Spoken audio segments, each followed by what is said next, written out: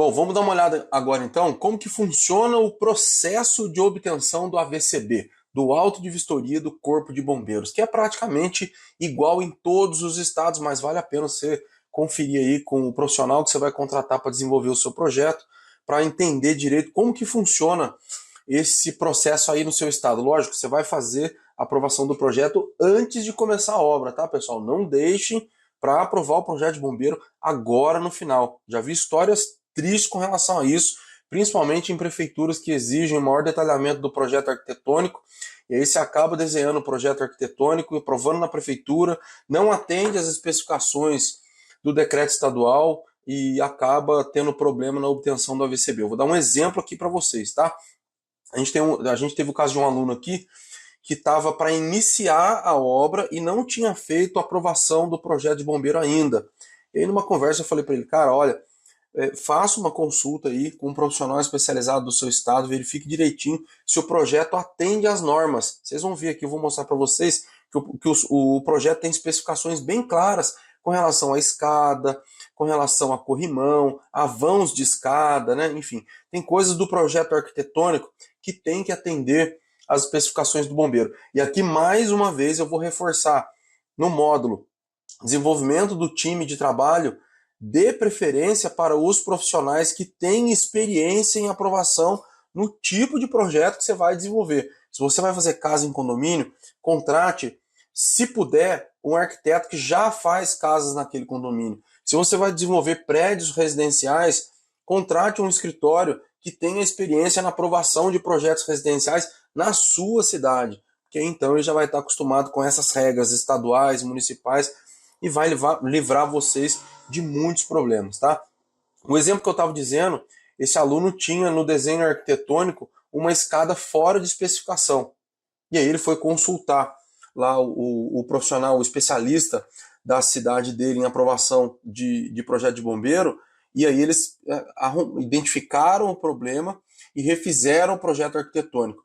Se ele tivesse executado o projeto de acordo com o que ele tinha feito no projeto arquitetônico, ele teria tido um problema muito grande no final para conseguir regularizar a obra dele. Então, faça o projeto antes, não deixe para poder aprovar o projeto de bombeiro agora no final da obra, isso pode dar um problema enorme no projeto de vocês, tá? E quais são os passos? Olha só, eu trouxe para vocês aqui um processo que eu acabei de fazer, tá? Geralmente, a gente preenche alguns formulários, enfim, mas a gente precisa preencher aqui alguns dados para o projeto técnico, de endereço, o proprietário do imóvel, responsável pelo uso, né, que vai ser a empresa, a SPE que vocês vão criar, a ocupação, qual que é a atividade que o local exerce, aqui no final é residencial, tá? Se for salas comerciais, por exemplo, você vai colocar aqui salas comerciais, enfim. A estrutura construtiva eu coloquei aqui alvenaria, a estrutura do telhado metálica e depois a central com central de GLP. Entre outros dados que a gente fornece, além do projeto aprovado na prefeitura e o projeto arquitetônico. Com base nisso, esse profissional especializado vai desenvolver um projeto a ser aprovado pelo Corpo de Bombeiros do Estado. E olha o que eu acabei de dizer para vocês aqui no projeto. Vocês estão vendo aqui, ó, na caixa de escada, a gente tem aqui 1,22 de largura, tá vendo? Então, esses são parâmetros importantes para o bombeiro. Por isso, você deve contratar alguém com experiência para poder fazer isso. Olha só, você tem experiência em aprovar projeto de bombeiro para prédio residencial? Tem. Quais prédios você já aprovou? Então, busca o histórico, o currículo desse profissional para você poder contratar. Isso aqui é seríssimo, tá, pessoal?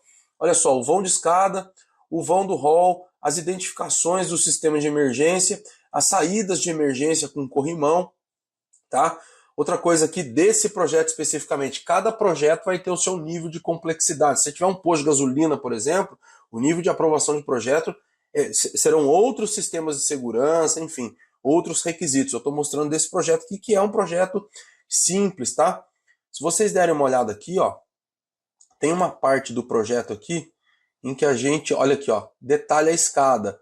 Então, se no seu projeto arquitetônico isso aqui não tiver correto, tá? Então, por exemplo, aqui tá com o pisante, tá com 30, tá vendo? De largura, né? A gente tem o pisante com 30. Depois a gente tem a medida do espelho, tem a altura do corrimão, os pontos de fixação, tá vendo? O tipo de concreto. Olha aqui o corrimão, as especificações, olha quanto detalhe que tem no projeto de bombeiro para a gente seguir, tá? Esse aqui é o detalhe da escada, né? Depois, a gente tem aqui, ó, o detalhe de altura do corrimão. Aqui é a altura do solo, esse corrimão deve ser instalado. Qual que é a largura mínima e máxima da pegada do corrimão? A distância que ele tem que estar da parede, as alturas, o degrau ou rampa, tá vendo? São muitos detalhes que a gente deve atentar. Como que a gente deve instalar os extintores? Então aqui tem as alturas máximas e mínimas, as identificações, né? Enfim, tem muita coisa aqui no projeto de bombeiro que a gente precisa para poder tocar a obra. Não tem como tocar a obra sem esse tipo de projeto aqui. E por que eu estou frisando isso bastante com vocês?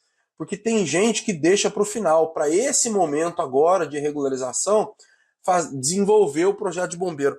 Não caiam nessa armadilha. Isso pode ser muito perigoso, tá?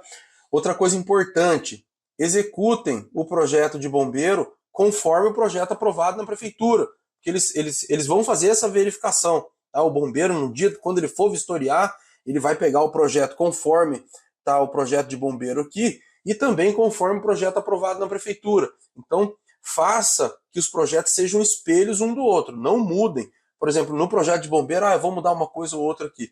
Porque, lógico, você vai ser analisado lá durante um processo, o bombeiro vai pegar isso, mas se de repente passar, ele vai pegar no momento da vistoria, tá? E depois a gente tem, então, o momento da vistoria para a emissão disso aqui, ó, do auto de vistoria do Corpo de Bombeiros, que é desse projeto aqui que eu mostrei para vocês, tá? Aqui ele faz a identificação, município, proprietário, responsável, área total, validade, quem é o vistoriador que fez a vistoria, a homologação, né? E as observações, ó. Edificação desabitada, a VCB válido por 1 ano. Então esse documento tem validade de 1 ano. Como que é feito? Ó, a vistoria foi agora, em agosto de 2024. Como que é feito essa vistoria? O profissional que aprova o projeto faz o agendamento eletrônico quando o prédio está pronto. Você avisa ele, ó, o prédio está pronto. Eu geralmente chamo esse profissional, o profissional que faz para mim, por exemplo, é muito experiente. Ele faz uma vistoria prévia junto comigo. A gente dá uma olhada na instalação dos extintores, no abrigo do gás, em tudo que a gente fez com relação aos sistemas de emergência identificados no projeto. Ele faz lá as recomendações dele, por exemplo, fita antiderrapante no degrau de escada, a altura do corrimão, ele confere, mede. Na verdade, quando eu contrato o serralheiro para poder fazer, a gente já faz essa orientação do serralheiro com esse profissional especializado. Então, desde o momento da execução, por exemplo, quando eu vou montar uma caixa de escada, eu chamo ele, por exemplo, quem faz para mim aqui é o Simões, tá? O nome dele é Simões. Ele falou, Simões, é o seguinte, nós vamos montar a caixa de escada, quer dar uma olhada aqui? Ele vai lá e faz as conferências dele. Olha só, nós vamos fazer corrimão e guarda-corpo. Aí eu faço uma reuniãozinha dele com o serralheiro para eles poderem ajustar. Ele orienta o serralheiro quanto aos parâmetros que ele deve atender ali na execução do corrimão e guarda-corpo. Por que eu estou frisando bastante esses detalhes, pessoal? Porque é muito comum isso ficar desconectado. Você aprova o projeto lá no Corpo de Bombeiros e depois passa para o serralheiro e você faz da sua cabeça, junto com as ideias do serralheiro, o negócio acaba passando e depois você tem que refazer tudo. Já aconteceu isso comigo. E eu vejo sempre acontecer isso com pessoas que acabam me contratando para fazer assessoria. Meu, cadê o projeto de bombeiro? Putz, não tem ainda. Pô, mas já está corrimão e guarda-corpo pronto, né? Não seguiu o projeto. Isso gera um transtorno no final e uma despesa que é desnecessário se você aprovou o projeto antes e traz esse profissional para poder fazer esse acompanhamento junto com você durante a obra. Tudo que você for executar, envolva o profissional do bombeiro, tá? Porque é parte integrante do processo. Como que o bombeiro faz, então, a vistoria para poder emitir esse documento aqui que vocês estão vendo? Ele vai pegar aquele projeto aprovado, vai chegar lá com o projeto aprovado. Ele não tem dia nem hora marcado, pelo menos aqui no estado de São Paulo, pelo que eu conheço, tá? A gente faz o pedido, de repente o bombeiro aparece lá no prédio, não é igual o ABITS, eu já vou explicar para vocês, tá?